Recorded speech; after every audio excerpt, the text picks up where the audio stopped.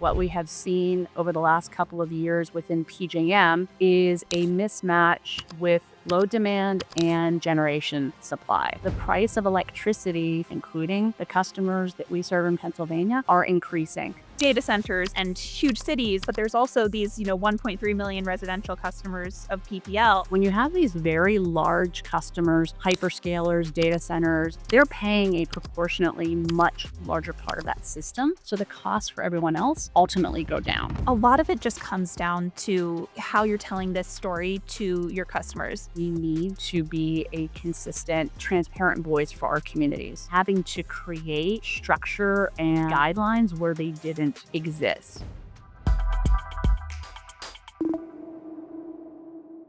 Hey there, and welcome back to Power Perspectives. I'm Kinsey Grant Baker. So these days, so much of the conversation at utilities centers on one big theme: affordability. Bet you probably could have guessed that. How can utilities ensure that their customers aren't the ones left buckling under the pressure of an increasingly complex grid? How can they ensure equitable access to power, whether you're a hyperscaler powering a data center or a kindergarten teacher powering your EV? How are utilities making the right kind of impact? One way is through economic development, by joining forces with local communities to enrich economies regardless of utility bill trends. Could it be a win-win? That's what we're going to try and find out today. Today, we are exploring how utilities can leverage partnerships to support business growth and community investment across their service territories with Christine Martin, president of PPL Electric Utilities. Christine, welcome to Power Perspectives. How are you today? Thank you, Kinsey. I'm doing great. Glad to be here. Glad to have you here. We've got a great conversation lined up. I'm excited to hear a little bit more about the work that you're doing and how it impacts communities. I think to start, though, it would be great to just hear a little bit more about PPL. Tell me a little bit about the customers you serve, maybe the area, the geography you cover, and maybe what your role, too, as president entails. Sure, glad to do that. So PPL Electric Utilities is the delivery company for 1.5 million Pennsylvanians. We are a transmission and distribution company. So we own and operate assets across 29 counties in Pennsylvania. So it's primarily Northeast, Central, and heading into the South, some of the southeastern part of the state. So our customers are about 1.3 million are residential customers. The rest are made up of our small commercial, large commercial, and industrial customers. So as president of the company, my job is really to keep our workforce on more than 1,400 hardworking Pennsylvanians focused on reliability, resiliency, safety, customer service, making sure that our customers have the electricity they need when they expect it. I mean, no one wants to think about electricity, right? It needs to be there 24/7, powering the lives of our customers. And that's something that we take very, very seriously. So our system, I like to say, is enough to circle the Earth twice. So it's a pretty large system, about 50,000 miles of transmission and distribution lines. So we go through a lot of different terrain, valleys, mountains, large land areas and forested areas across our 29 counties. It's a very diverse, both city and rural service territory. It's interesting to hear some of the context of the work that you're doing, the work that you and your team are doing, and to circle the earth twice is pretty considerable. What I also think is interesting in there that you mentioned 1.3 million of your 1.5 million customers are residential. A lot of times it seems like this conversation around affordability is really centered on the concerns of those residential customers. I'd love to hear a little bit more about what is making affordability such a big conversation for those customers and for people in Pennsylvania and, candidly across the country too. When we're looking at affordability as a big picture conversation for utilities, tell me a little bit about what might actually be driving utility bills higher, electricity bills higher in Pennsylvania in your service territory, and importantly, how much of that you as PPL can control. It's a great question, Kinsey, and it's really it's top of mind for all of our customers. And as you said, primarily our residential customers are very focused on it. It's, electricity prices have become really a kitchen table issue for our customers. And it's something that, look, even before the price increases we've seen over the last couple of years, affordability has always been front in mind for PPL Electric Utilities. The way that we have operated, the way that we have invested in our system is always to get the most out of the investments we've made, to have a very incremental approach to bill increases for our customers. I mean, for example, our company has just come through our first distribution base rate increase in 10 years. So we did that by operating efficiently, by making smart investments in our system to drive costs out of our system while maintaining or improving reliability and resiliency for our customers. So it starts first as a utility in controlling what we can. So for us, that is our transmission costs, our distribution costs. Unfortunately, what we have seen over the last couple of years within PJM, which is the region in which PPL Electric Utilities operates, is a mismatch with demand, load demand, and generation supply. And in some ways, this is really a future mismatch because the PJM market is looking to meet current and future demands for energy. And so we have historic growth in PJM, certainly in Pennsylvania and in our service territory, um, like we have never seen before. We will be more than doubling the system peak that it took us 100 years to get to. And so, just like simple economics that we all learned in high school or college, when demand exceeds supply, prices go up. And so, those are the signals that the market is sending to private generation owners. PPL Electric Utilities does not own or operate generation. We're precluded from doing so under state law. So it's sending those price signals to those generators to build. They have not yet responded to those price signals. So the price of electricity for everyone in PJM, including the customers that we serve in Pennsylvania, are increasing. What that means for an average residential customer is that they are paying about $23 more for the generation component on their bill, than about 2 years ago. So it's a really significant increase, and certainly our customers are concerned about it. We're concerned about it as well. So again, we're controlling the costs that we can control, but more than half of the bill or about half of the bill is supply, generation supply, and about 8% is state taxes and mandates. So that piece in the middle is us, right? So it's not the biggest component of the bill. To your point about controlling what you can control, this is as much as we have, a universal takeaway in utilities is something that I think so many of the people in leadership positions like you are thinking about right now. What can we control and what can't we? With regard specifically to PJM and that mismatch you mentioned, I think it's timely that we're having this conversation. We're recording this conversation right as the capacity auction is kicking off for PJM. But with it in mind that PJM is the largest grid operator in the United States, how does that impact the way that are sort of at the behest of decisions that are made at PJM as part of that large, very large service territory? When we're looking at a RTO like PJM and they have data centers and huge cities and all of that, but there's also these, 1.3 million residential customers of PPL. How do those two things factor into one another when you're looking at just the broad swath of what the PJM footprint is with, where you sit in leadership at PPL? Tell me a little bit about what that tension looks like or feels like. Yeah, well, I think again, policymakers are rightfully concerned and unsettled about the cost increases. We certainly see that coming our way, in terms of policymakers, the governor focusing on utilities and our earnings and how we can control our costs while still meeting reliability and resiliency standards that we have in place. And look, we're happy to have that conversation. It needs to be fair and reasonable, though.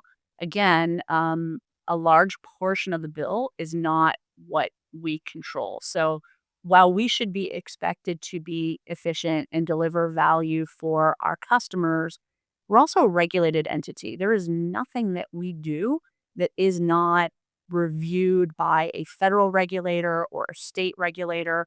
When we go in for something like a rate proceeding, it is an open book. it is exhibit after exhibit, financial statements, performance for multiple years. And in all of that is continued reporting and statutory obligations. So regulated utilities, the regulated piece of it is no joke, right? We really are under a microscope, but we take that responsibility very seriously. Our customers don't have a choice but to get electricity delivered from us. And so in that regulatory compact, in exchange for that regulated rate of return and that captive customer base, we have an obligation to deliver safe, reliable, affordable, or reasonably priced electricity.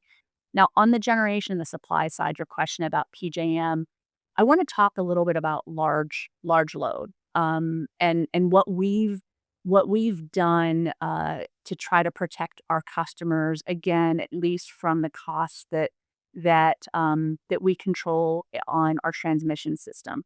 So in the rate case that I mentioned that we just came through, we are the first utility in Pennsylvania with a large load tariff, and we also created a new rate class for these very large load customers because they really don't look like our typical industrial or large commercial and industrial customers. So by creating a new rate class, that gives us flexibility with cost allocation and putting costs where they need to be. So really that concept that you may have heard people talking about growth paying for growth, that really is really the root of that is making sure that cost allocation is correct. So that large load tariff and that new rate class protects our other customers from any inappropriate cost shifting of our transmission costs, the cost to build out and maintain that transmission system.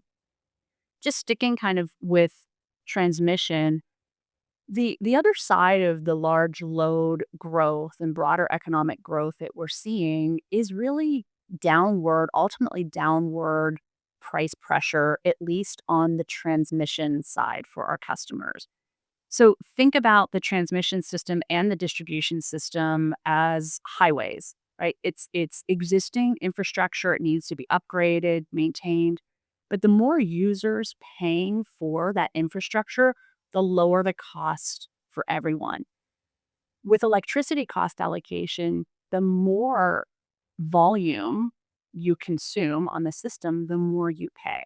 So when you have these very large customers, hyperscalers, data centers connecting into our transmission system and ramping up their usage to as much as 1,000 megawatts, that's a huge amount of demand. They're paying a proportionately much larger part of that system, that fixed asset, so the costs for everyone else ultimately go down. So that is a benefit that we talk about. It's economic, the benefit of economic growth, whether it's just the distribution system or the transmission system, is you have a robust asset that these large users are paying a larger proportion of.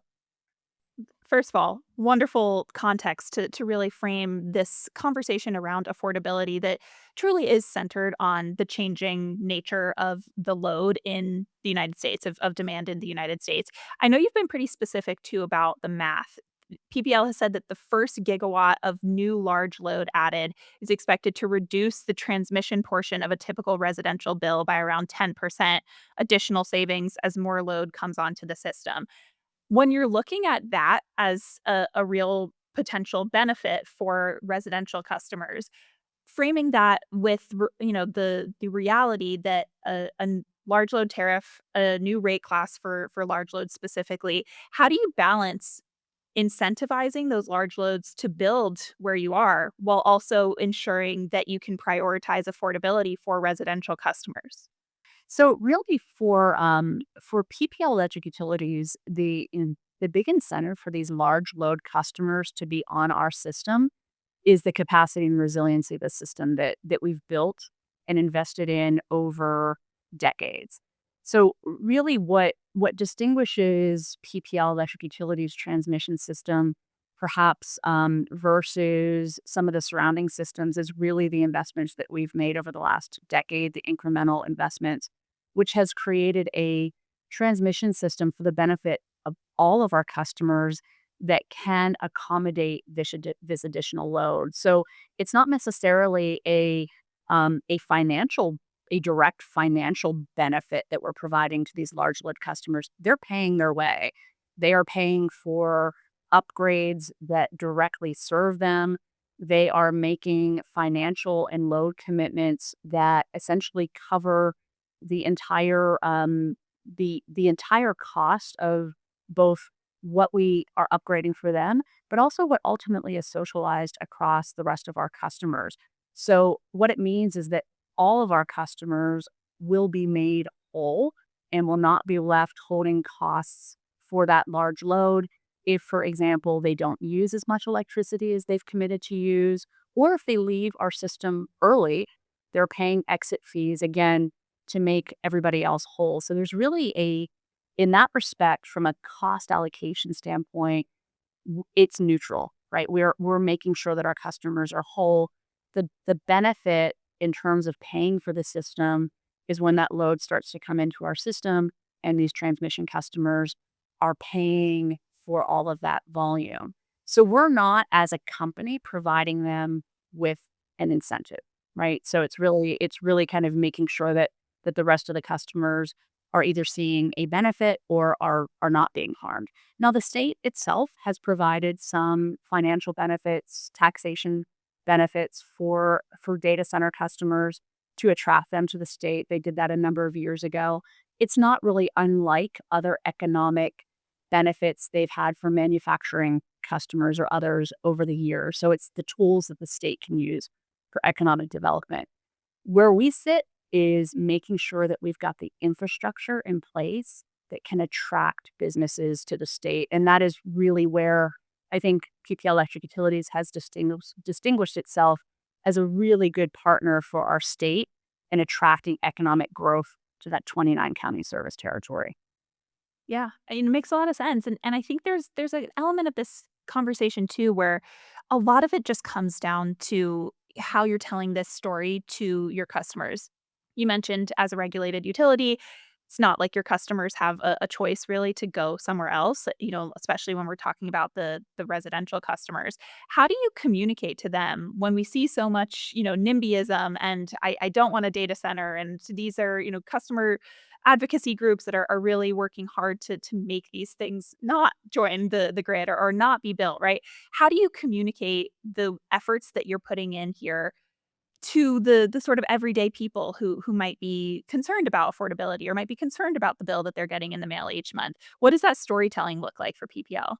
Well, first of all, it needs to be early and often, right? And as early as we can get to our communities and kind of maintaining that consistent presence that we've had for more than 100 years in Pennsylvania really helps. If development is getting ahead of us, so to speak, or a narrative is getting ahead of us, it's really hard to catch up with that. So we maintain a consistent presence in our communities, both from a financial community support standpoint through our foundation, through our charitable giving, also through our employee base. We have thousands of hours of volunteering in our communities. We are on local boards, nonprofits, economic development organizations. We have employees whose direct job it is to be in the regions and to be community partners in the regions. And then through our communications, right? It's really different, consistent but different messages depending on the audience. A lot of what we've been doing right now, Kinsey, is some myth busting around data centers and development. As you can imagine, like folks are nervous, right? AI makes people nervous. Then they hear about environmental issues or land use issues, and we get all that. And I think in the first instance, we don't discount that level of concern, but we come to the table with a credible and transparent voice for our communities. I think they're looking to us, not I think, I know they're looking to us to play probably an even bigger role than we normally would with a new customer because of the type of customer it is. I will tell you early on, we were treating this development more of kind of our normal type of development and transmission planning and siting. We've now really leaned into understanding that we need to be a consistent and transparent voice for our communities. So not only are we talking and partnering with our local officials, economic development agencies, influential folks in the communities, and our everyday residents, but we're also working a lot more with those customers at the outset to help them understand how they need to show up in the communities. So we are used to, as an infrastructure company and a regulated utility, having public open houses and communicating about what we're doing. Not every developer or customer understands that that is a level of expectation that these communities have. Where developers or hyperscalers have been out early and transparently and talked very clearly about community benefits and potential impacts and how they would mitigate those, we've seen communities respond really well to that. Where they haven't, it's been more challenging. And so, look, we know this growth is good for our state. It needs to be done responsibly, both from a cost allocation standpoint, a siting standpoint, a how you live and work in a community. And so we've really leaned in a lot more with our customers and trying to get that set out on the right foot. Yeah, it's interesting to hear all about this. I think that it to me brings up this question of what the ultimate impact is. When you're talking about partnerships and economic development, that PPL Electric Utilities is really, trying to take a leadership position on, whether that's consulting and advising for these large load customers, joining foundations, charitable giving, some of the examples you mentioned here. When we're looking at the ultimate impact of work like that, of partnerships like that, is it to improve the storytelling? Is it to help customers to really understand what's going on with their utility? Or does it actually, keep their bills lower? What is sort of the ultimate outcome that you're working toward when you're facilitating these kinds of partnerships? What is the benefit to our communities? What is the benefit to our customers? So we know that economic growth, irrespective, taking it away just from large load customers, but economic growth is good for the health and stability of our communities. It helps to manage costs of infrastructure, ours and others. It helps folks have those family sustaining jobs that they need in their communities. There are benefits to education. Our community college system has really leaned into the technology and jobs needed for this digital economy, or the types of jobs that we need to build and maintain our infrastructure. So, look, we've lived and worked. I'm a customer. I'm my own customer, right? I live in my service territory. I can look at our over 1,000, 1,400 customers or 1,400 employees and say the same thing. They are the neighbors, the employees, the customers. So we have a vested interest in making sure that we have vibrant, healthy, sustainable communities. So it starts there. We're not going anywhere. We have to live and work in these communities as well. So it starts there and then moves to the pieces that you talked about, is education and transparency and helping people understand, who wants to locate in their backyard, the type of work that we're doing and why it's important and how it benefits them. And again, working with our customers, I think, in a little more focused way to help them understand the communities that they're entering and really what our expectations are as well as the utilities serving them and living and working in those communities and having to build infrastructure to serve them, right? We want the entire project to should go well. It's nobody's interest really to be fighting and having these kind of acrimonious relationships. So that is really where we start, is kind of the health and sustainability of our communities. And then really, how can we do our job in the best way possible, which is delivering reliable, affordable, safe, and sustainable electricity. That ultimately is PPL Electric Utilities' job at the end of the day for all of our customers, whether you are a hyperscaler, a farmer, a small business owner, or a homeowner. So we've got to balance all of those interests. Yeah, and balancing all of those interests, I imagine, is not a very simple job. Over the last several years of this effort toward economic development and investing in the community, at the same time as the demand reality has truly shifted in the United States across the country. What have been some of your biggest learnings? If you were to tell another utility leader what you've walked away with in terms of lessons learned, I would love to hear what that looks like. Yeah, I mean, I think the first I mentioned kind of early and often on communication.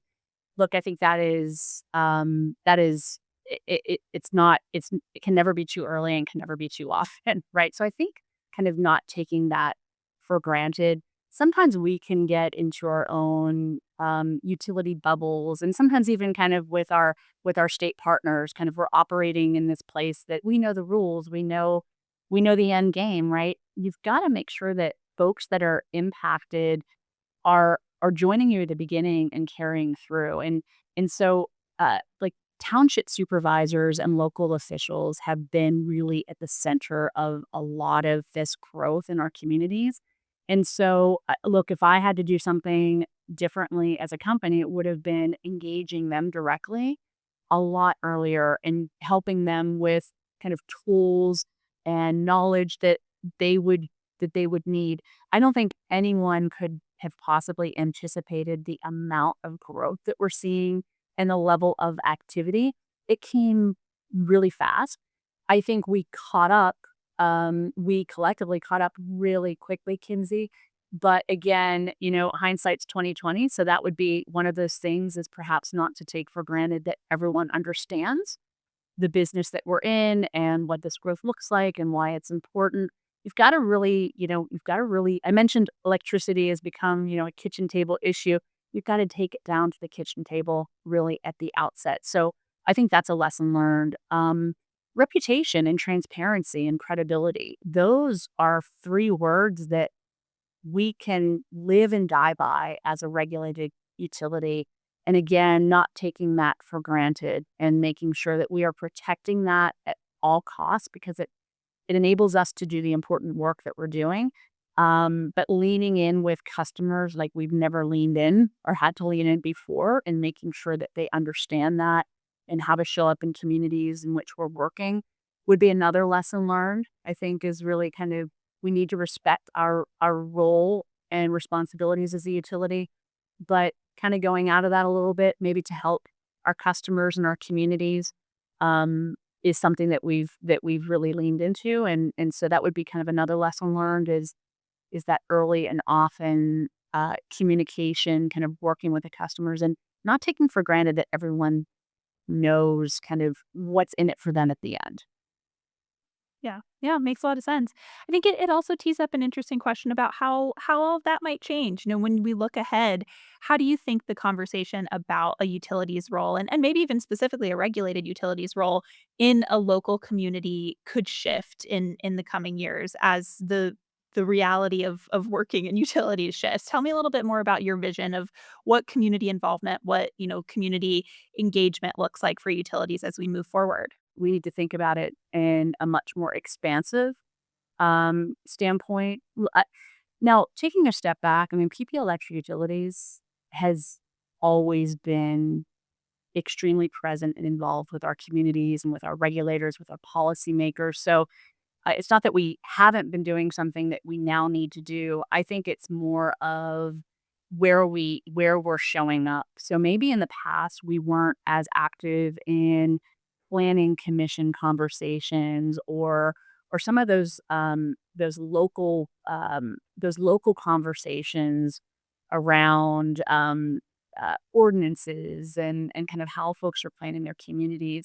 They're wanting to hear from us now because they have questions for us. And so I think we're probably going to be showing up more in those kinds of conversations, representing the infrastructure that we provide and talking about things like how we allocate cost, how we upgrade infrastructure, all of those types of things, probably at a little bit different level of detail than maybe we've had to do in the past. And that's fine. Again, that's transparency and credibility.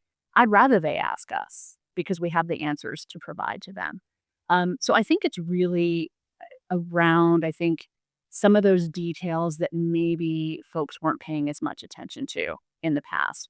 We were, but I think that the development and interest is just at such a scale that in particular local officials, planning commissions just need to educate themselves a little bit more on what this all means. And so we want to make sure that we're a partner in doing that with them. Just the other thing I would just mention is on kind of the regulatory piece and making sure that I mentioned our large load tariff, for example, making sure that we've got the structure, the regulatory structure, the cost allocation, in some respects, perhaps legislative initiatives in the future that enable us to accommodate this kind of growth, to accommodate what is happening in PJM right now with a reliability backstop auction where they are looking to match new generation with large load, which is something that absolutely we support. But making sure that all of those federal, regional, federal, and state rules down to our utility align so that we can accommodate growth, but with the appropriate guardrails for all the rest of our customers. Yeah, that alignment is a really crucial part of this conversation across so many entities, so many different moving parts. Do you have any advice for utility leaders who might want to forge those kinds of critical partnerships? What would you say has been most important or been most impactful for you as you have been trying to create those kinds of partnerships that really make an impact? So I think for us, it's really, I mean, we were pretty early in how we were designing our electric service agreements, how we were engaging with these large load customers, our regulators, and PJM as our regional transmission organization. So we were having to create structure and guidelines where they didn't exist. So I would say leaning into those, if they don't exist, you've got to create them. You don't do that in a vacuum, right? You do it with appropriate stakeholder input. But I guess probably one of my pieces of advice is maybe don't always can't always wait because these things are upon you. And again, we have an obligation to serve. We want to serve load and those that want to interconnect into our system. So sometimes that means you've got to lean in and create some of that structure. And so we had a regulatory timing again with our distribution rate case where we were able to put this retail tariff in place. But we've been in regular communications and forums with policymakers, regulators, customers to help develop these. But you can't always wait for them to be developed because this economy is moving much faster these days. And so as regulated utilities, sometimes we've got to start designing what those rules should look like and then getting the appropriate stakeholders in place. Yeah, not always enough to just keep up, right? Got to be proactive. Right. So, Christine, this has been such a wonderful conversation to hear more about the work that you're doing, the work that you and your team are doing. I really, really appreciate you taking the time to tell me more about what all of that looks like and what your advice for utilities as we move into a continued uncharted territory, what that advice looks like. So, thank you so much for joining me today on Power Perspectives. Thanks, Kinsey. My pleasure. Thank you, as always, to all of you as well for tuning in to another episode. I'm Kinsey Grant Baker, and I will see you next time.